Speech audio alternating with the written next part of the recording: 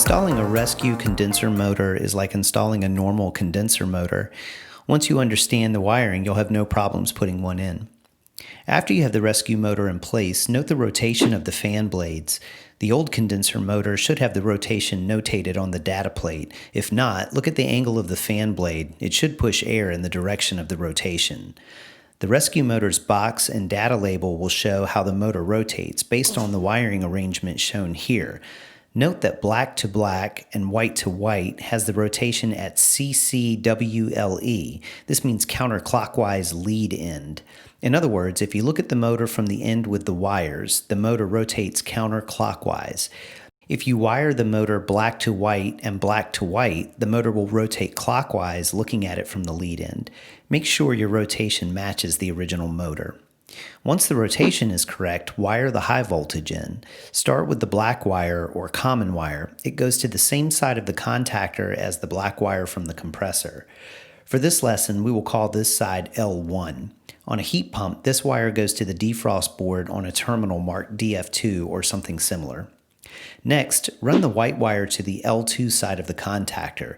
This is the motor's run winding, and it's the same as the purple wire on a Goodman unit. This wire can also be run to the common side of the dual capacitor.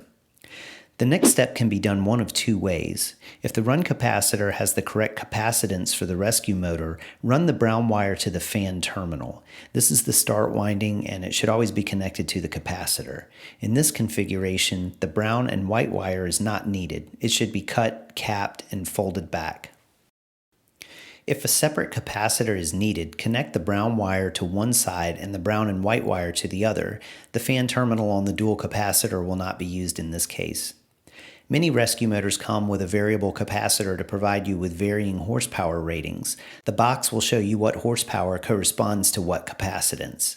To wire the variable capacitor, run the brown and white wire to the middle terminal and run the brown wire to the correct microfarad rating. For example, if the motor needs 7.5 microfarads, connect the brown wire to the 7.5 microfarad terminal.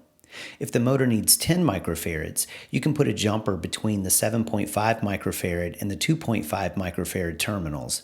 Then put the brown wire on either the 7.5 or the 2.5 terminal.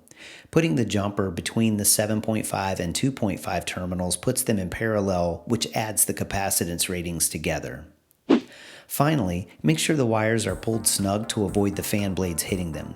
Once everything is wired and secured, energize the outdoor unit to verify the motor's operation.